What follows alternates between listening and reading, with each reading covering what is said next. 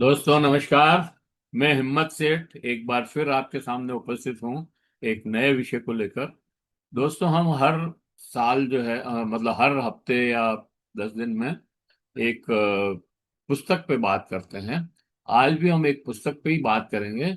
आज चूंकि Karl Marx की जयंती के पूर्व संध्या पर हम बात कर रहे हैं, इसलिए कार्ल मार्क्स के जीवन और चिंतन पर लिखी हुई पुस्तक समाजवाद का मसीहा की चर्चा करेंगे। ये पुस्तक लिखी है डॉक्टर प्रकाश कांत ने, और हिंद पॉकेट बुक्स ने इसको प्रकाशित की है। तो ये छोटी सी वो भूमिका के बाद मैं इस कार्ल मार्क्स की किताब पर चर्चा करेंगे। Doctor Hemendra Chandaliya as usual हमेशा जैसे करते हैं। और आप सबको मालूम है कि हेमेंद्र चंडालिया हमारे दोस्त भी हैं, हमारे संपादक भी हैं, और भी कुछ है, बहुत सारी चीजें हैं। खैर, तो उसके पहले कि मैं डॉक्टर चंडालिया से कहूँ, और कार्ल मार्क्स के बारे में तो आप सब जानते ही हैं कि उन्होंने अपने समय में ही दुनिया हिला दी थी पूरी। और पूंजीवाद के बहुत घोर विरोधी थे वो। और उन्होंने कहा था कि पूंजीवाद जब तक रहेगा तब तक देश में तूफान रहेगा, देश में ही नहीं वर्ल्ड में, विश्व में तूफान रहेगा। और गरीब आदमी जो है, जो मजदूर, किसान और निम्न तबके का आदमी है, वो कभी भी पूंजीवाद के रहते सुखी नहीं हो सकता है। ये बात तो बिल्कुल सच है।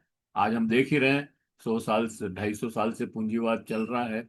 और हमारी जो मतलब गरीबों की जो स्थिति बद से बदतर होती जा रही है। हमारे देश में भी 35 साल करीब हो गए, 90 से हमने भी एक पूंजीवाद का रास्ता, मतलब प्योर पूंजीवाद का रास्ता अपनाया। पहले थोड़ा बहुत था, मिक्स इकोनॉमी के नाम से हम पूंजीवाद ही चला रहे थे, लेकिन 1990 91 के बाद तो हमने यू टर्न किया पूरा, और ग्लोबलाइजेशन और वो जो एलपीजी जो नीतियां हैं उनको लागू की।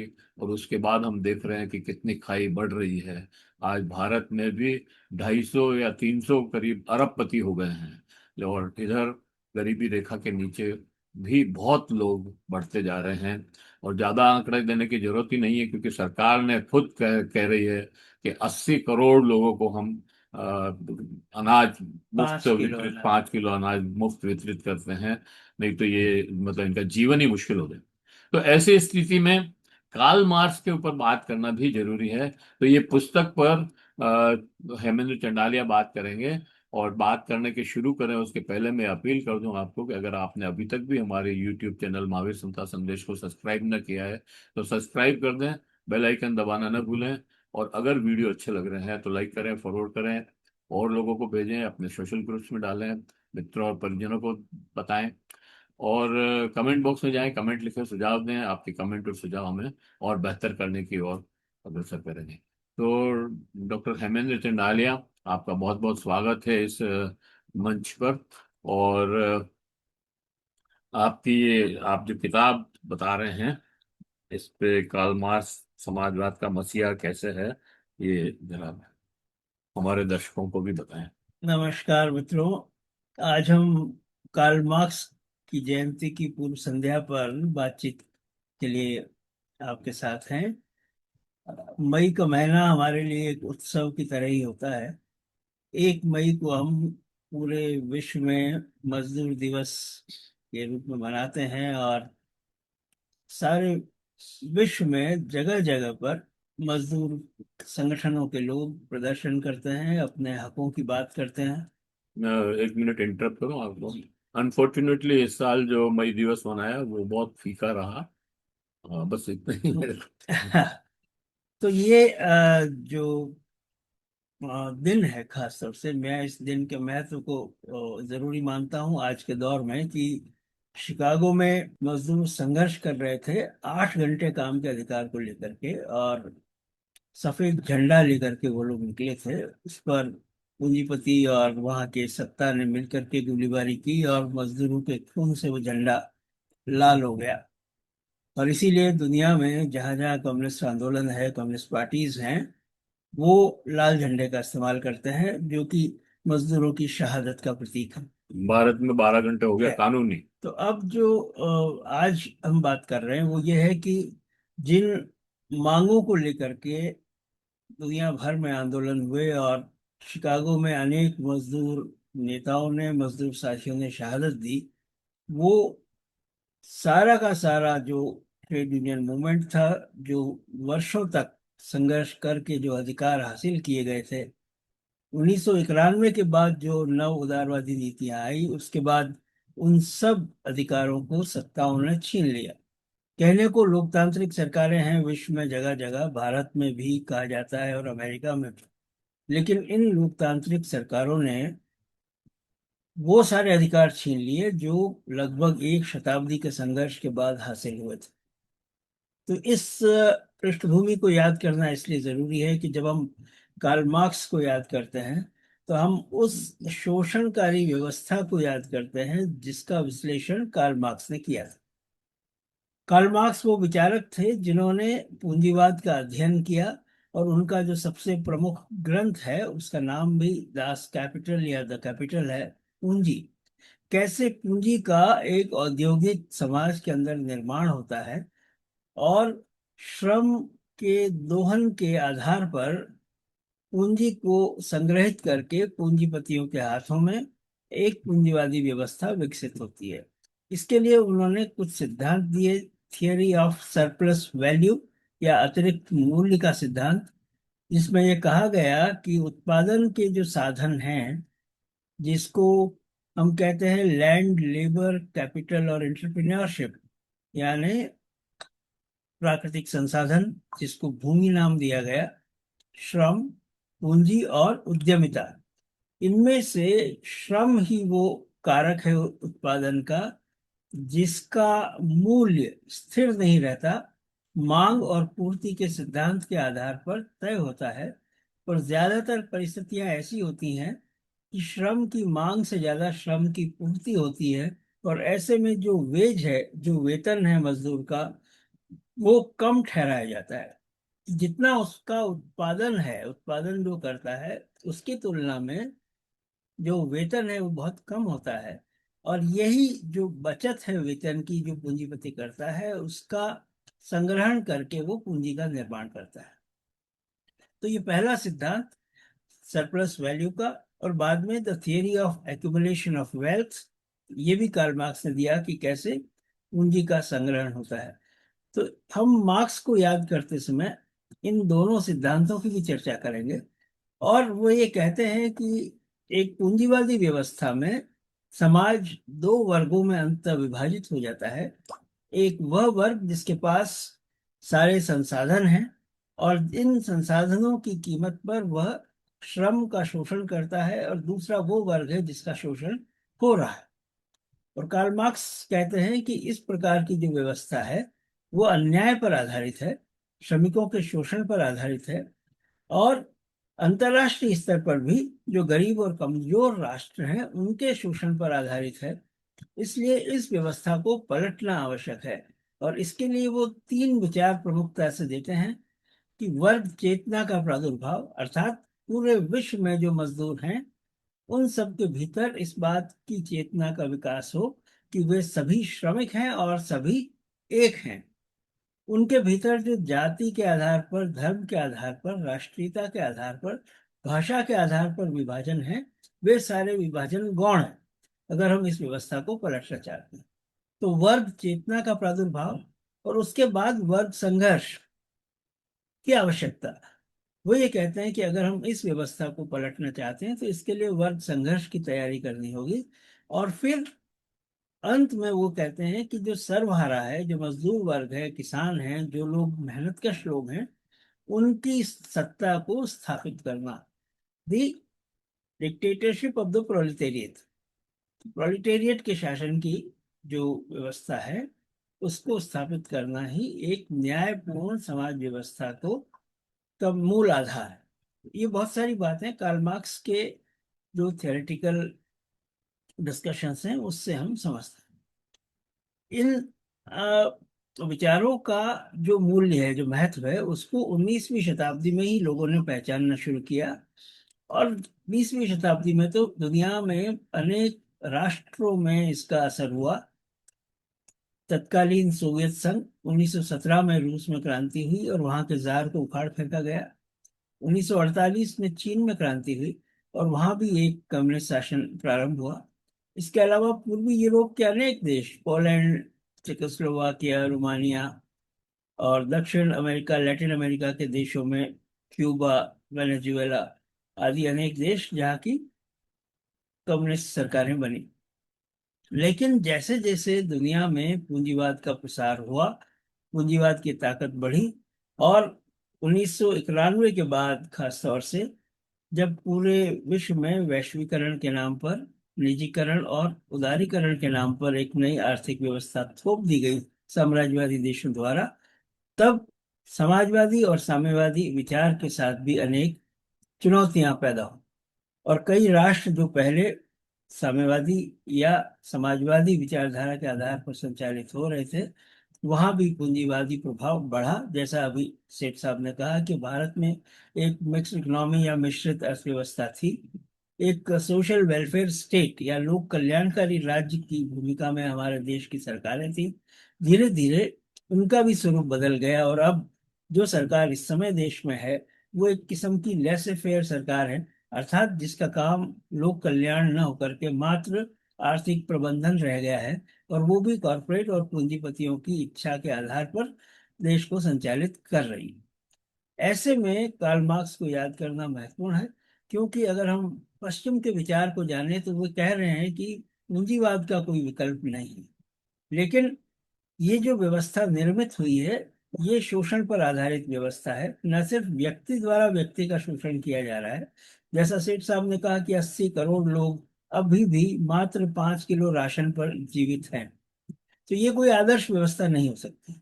इसी तरह हमने वैश्विक धरातल पर देखा कि किस तरह साम्राज्यवादी अमेरिका ने हाल में ईरान के प्रमुख की हत्या कर दी और वहां के पेट्रोलियम के जो संसाधन के स्रोत हैं उन पर कब्जा करने का प्रयास किया। वेनेजुएला। नाम उन्होंने ये कहा कि वो वहां एटॉमिक प्लांट्स और यूरेनियम संवर्धन को रोकना चाहते हैं, लेकिन असली लक्ष्य उनका पेट्रोल पर नियंत्रण हासिल करना था।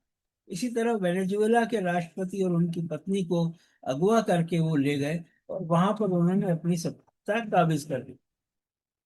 क्यूबा के बारे में भी उन्होंने कहा कि वो क्यूबा पर कब्जा करना चाहते हैं। ग्रीनलैंड पर भी उन्होंने कहा कि वो ग्रीनलैंड को खरीद लेना चाहते हैं।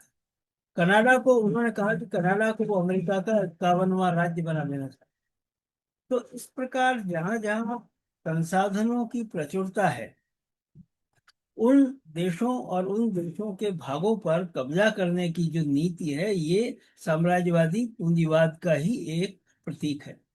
तो ऐसे में किसी भी ऐसी व्यवस्था को स्थायी नहीं माना जा सकता और लोकहित का नहीं माना जा सकता जिसमें एक राष्ट्र दूसरे राष्ट्र का शोषण कर रहा हो या एक वर्ग दूसरे वर्ग का शोषण कर रहा हो। लोकतंत्र के नाम पर धार्मिक और जाति आधार पर विभाजन हो और जनता को उनके हकों से महरूम किया जा रहा है। इस स्थिति में कार्ल मार्क्स के विचार के पास वापस जाना इसलिए आवश्यक हो जाता है क्योंकि उन्होंने एक वैज्ञानिक दृष्टि दी समाज और अर्थव्यवस्था को समझने। तो ये जो पुस्तक है जिसका उल्लेख अभी शेख साहब ने किया, इसका महत्व ये है कि कार्ल मार्क्स पर यूं तो दुनिया में बहुत साहित्य छपा है। कार्ल मार्क्स के खुद अपने लिखे हुए बहुत सारे लेख हैं, पुस्तकें हैं। मार्क्स और एंगल्स ने द कम्युनिस्ट मैनिफेस्टो लिखा, और इसके अलावा द पॉवर्टी ऑफ फिलॉसफी उनकी किताब है। स्टेट और राज सत्ता और लोगों के संबंधों पर बहुत सारी उनकी रचनाएं हैं, पुस्तकें हैं। लेकिन ये एक छोटी सी किताब है जिसको हिंद पॉकेट बुक्स से प्रकाशित किया है। और कार्ल मार्क्स को अगर हम एक सामान्य व्यक्ति को समझाना चाहें, और इस देश के जो आम नागरिक हैं जो बहुत बड़े विशेषज्ञ अर्थव्यवस्था के नहीं हैं, उनको भी अगर हम समझाना चाहें तो ये पुस्तक हमें मदद करती है। इस पुस्तक की विशेषता यह है कि इसमें कार्ल मार्क्स के जन्म से लेकर के उनका बचपन, उनकी शिक्षा दीक्षा, विश्वविद्यालय में उनका जो करियर रहा, जो रुझान रहा, और बाद में जैनी से उनका प्रेम, लगभग 7 वर्ष बाद जैनी के साथ उनका विवाह, एंगल्स से उनकी मित्रता, और उसके बाद जो भी अध्ययन उन्होंने किया पूंजी के विश्लेषण के रूप में, उस सारे अध्ययन, हीगल पर उनके प्रभाव और हीगल से उनके जो मतभेद थे हीगल की विचारधारा के, उन सब का बहुत संक्षेप में और बहुत ही सरल हिंदी भाषा में इसमें उल्लेख मिलता है। इसके साथ ही कार्ल मार्क्स के जो थियोरी है, उसका जो सिद्धांत है, जिसका मूल आधार डायलैक्टिकल मटेरियलिज्म या द्वंद्वात्मक भौतिकवाद है, उस विचार को भी बहुत अच्छे से संक्षेप में इस पुस्तक में समझाया गया है। तो ये पुस्तक एक अर्थ में, जिसको हम कहते हैं, एक किस्म की इंट्रोडक्टरी टेक्स्ट बुक है मार्क्सिस्ट फिलॉसफी। कार्ल मार्क्स के जीवन को और उनके विचारों को समझने के लिए एक बहुत ही प्राथमिक पुस्तक के रूप में मैं इस बात के लिए तस्दीक करता हूँ कि समाजवाद का मसीहा नाम से ये लिखी हुई पुस्तक भारत के जो मध्यम वर्ग है, भारत का जो मेहनतकश वर्ग है, भारत का जो मजदूर वर्ग है, उन सब लोगों के लिए एक बहुत ही पठनीय पुस्तक है और इसे पढ़ा जाना चाहिए। अब मैं कुछ अंश इस पुस्तक के आपके सामने रखूंगा ताकि हम ये जान सकें कि क्या मुख्य बातें हैं जो कार्ल मार्क्स के विचार के केंद्र में है। तो हम शुरू करते हैं बातचीत की।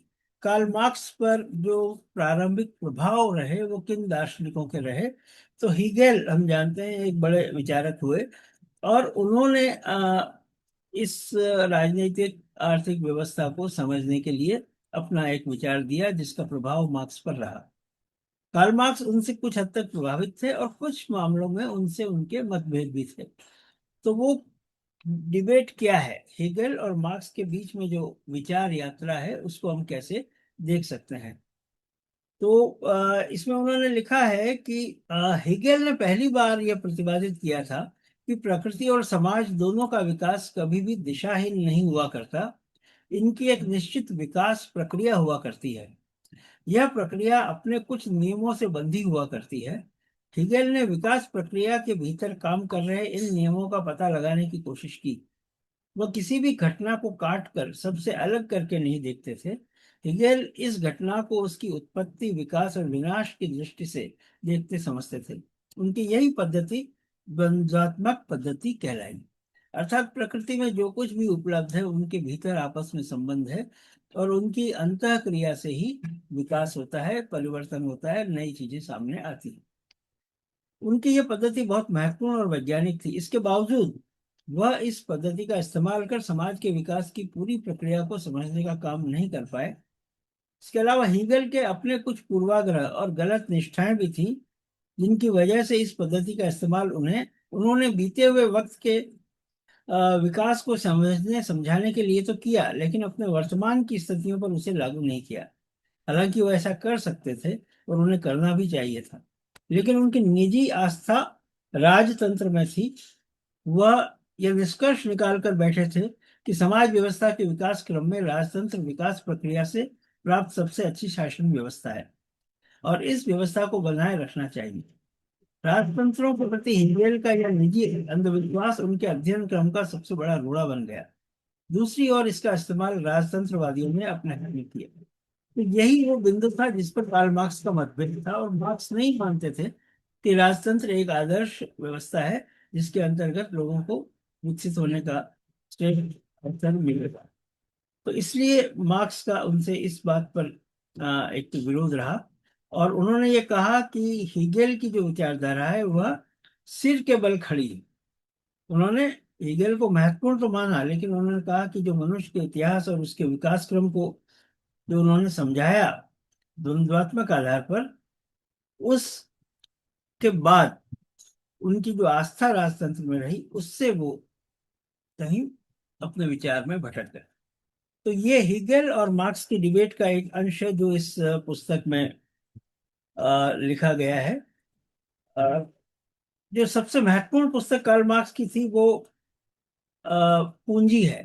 पूंजी के बारे में भी बहुत अध्ययन हुए हैं और बहुत सारी टीकाएं, बहुत सारी टिप्पणी इस पर लिखी।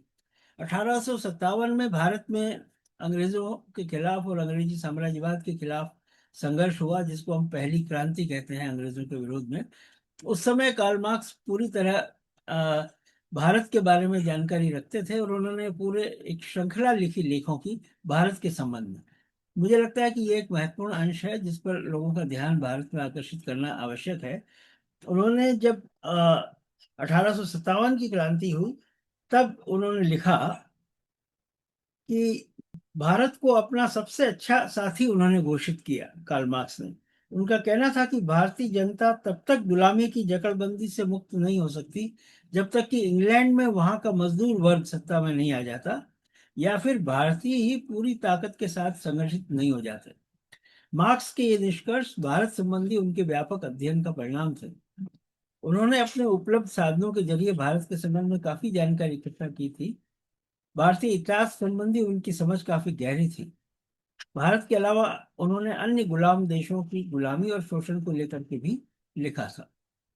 और फिर अ, पूंजी के बारे में कि उन्होंने कैसे विश्लेषण किया ब्रिटिश अर्थव्यवस्था का, और पूंजी के निर्माण के बारे में, औद्योगिकरण के बारे में उनकी क्या राय थी, ये सारी चीजें हम इस पुस्तक के माध्यम से जान सकते हैं। और जो उनका विचार था द्वंद्वात्मक भौतिकवाद का और एक साम्यवादी समाज की रचना का, उसके बारे में भी इस पुस्तक में लिखा है कि वो मार्क्सवाद जिस तरह की कम्युनिस्ट सामाजिक आर्थिक संरचना की कल्पना करता है, उसमें व्यक्ति और समाज के पूरी तरह से आजाद होने, उनकी हर तरह की तरक्की की सहूलियतें होने की कल्पना की गई है। उत्पादन के साधनों पर चंद पूंजीपतियों का नहीं बल्कि पूरे समाज का मालिकाना हक होता है। मनुष्य द्वारा मनुष्य के शोषण की गुंजाइश नहीं होती। भूख, गरीबी, बेकारी नहीं होती। वर्ग नहीं होते। सबको अपनी योग्यता और कार्यानुसार वेतन मिलेगा, इस बात का इसमें प्रावधान होता है। तो जब सोवियत संघ का निर्माण हुआ तो उस समय कुछ हद तक इन विचारों को लागू करने की कोशिश की गई। हालांकि कुछ कमियां उसमें भी रहीं, इसके बारे में फिर कभी और विस्तार से चर्चा की जा सकती है। लेकिन एक मॉडल, पूंजीवाद के बरक्स समाजवाद का एक मॉडल विकसित करने का काम बाद में लेनिन और उनके साथियों ने किया, जो कार्ल मार्क्स के सैद्धांतिक विचारों को जमीन पर उतारने का काम कर रहे थे। और जो द्वंद्वात्मक भौतिकवाद है, वो शुरू में थोड़ा सा कठिन शब्द लग सकता है, लेकिन असल में बहुत सरल भाषा में अगर हम इसको समझना चाहें तो वो ये है कि एक इस प्रकार का दर्शन है जो ये कहता है कि प्रकृति के जो भी अवयव हैं, जो भी साधन हैं, जितनी प्रघटनाएं हैं, उन सब का अगर हम विश्लेषण करना चाहें तो उन्हीं के आपसी संबंध और आपसी संघर्ष को समझ करके हम विश्व में होने वाले बदलावों का आपस में इनके संघर्षों के माध्यम से अध्ययन कर सकते हैं। तो और भी बहुत सी बातें हैं। इस पुस्तक की विशेषता यह है कि ये एक वैश्विक दृष्टिकोण के साथ लिखी गई है, और कार्ल मार्क्स के विचारों को बहुत सरल भाषा में आम व्यक्ति को समझाने की दृष्टि से लिखी गई है। आज के दिन जब हम बात कर रहे हैं कार्ल मार्क्स पर और इस पुस्तक के बारे में, तो मुझे लगता है कि इस समय पूरे विश्व में पूंजीवाद अपने अंतर्विरोधों के कारण खुद संकट में है। और जिस तरह से ईरान पर हमला हुआ है, जिस तरीके से मध्य एशिया में एक क्राइसिस पैदा हुआ है, वो उस अंतर्विरोध की ही परिणति है। तो यदि पूरे विश्व में मेहनतकश वर्ग, श्रमिक वर्ग अपनी एकता को स्थापित करने में सफल होता है, तो मुझे अब भी आशा है कि हम एक नए, बेहतर, न्यायपूर्ण और गैर बराबरी से मुक्त विश्व व्यवस्था कायम करने में सफल हो सकते हैं। बहुत बहुत धन्यवाद। आप सबसे मेरी गुजारिश है कि जब भी संभव हो इस पुस्तक के बारे में अध्ययन करने की कोशिश करें। धन्यवाद, आभार। बहुत बहुत आभार चंदालिया सर। मार्क्स के जयंती की पूर्व संध्या पर आपका ये जो बयान है, या कार्ल मार्क्स की पुस्तक समाजवाद का मसीहा की चर्चा है, समीक्षा है, ये लोगों को पसंद आएगी निश्चित रूप से। और लोग पढ़ेंगे भी इसको सुनने के बाद। और मैं मतलब इसको आपको फिर से एक बार धन्यवाद देते हुए ये अपील करना चाहूंगा कि अगर आपने हमारे दर्शकों से मतलब आपने अगर हमारे YouTube चैनल महावीर समता संदेश को सब्सक्राइब न किया है तो सब्सक्राइब कर लें, बेल आइकन दबाना न भूलें। वैसे हमारे समाजवादियों में मार्क्स के ऊपर हमारे बहुत सारे समाजवादी लोग जो है मार्क्स को पढ़ करके ही समाजवादी बने। जैसे आचार्य नरेंद्र देव, जयप्रकाश नारायण, इवन लोहिया। लोहिया ने हालांकि बाद में टीका की उसके ऊपर, और उन्होंने लिखा एक किताब, पूरा एक लेख, बड़ा लेख लिखा उन्होंने, मार्क्सवाद के आगे, अर्थशास्त्र। तो बहुत सारी चीजें हैं इसमें, लेकिन इसको यहीं समाप्त करते हैं। अगर आपने अभी तक भी हमारे YouTube चैनल को सब्सक्राइब न किया तो सब्सक्राइब कर दें, बेल आइकन दबाना न भूलें। और अगर वीडियो अच्छे लग रहे हैं तो लाइक करें, फॉरवर्ड करें, और लोगों को भी भेजें। और कमेंट बॉक्स में जाएं, कमेंट लिखें, सुझाव दें। आपके कमेंट और सुझाव हमें और बेहतर करने की ओर अग्रसर करेंगे। मैं फिर आज साहित्यकारों से, कवियों से, लेखकों से निवेदन करता हूं कि अगर वो भी अपनी पुस्तक का या अपनी विचारों का प्रकटीकरण करना चाहते हैं तो हमारे से संपर्क कर सकते हैं, और ये मंच जो है उन्हें भी स्थान देगा, ऐसा मेरा मानना है। जय हिंद, जय भारत। मिलते हैं फिर किसी और वीडियो के साथ। नमस्कार। नमस्कार।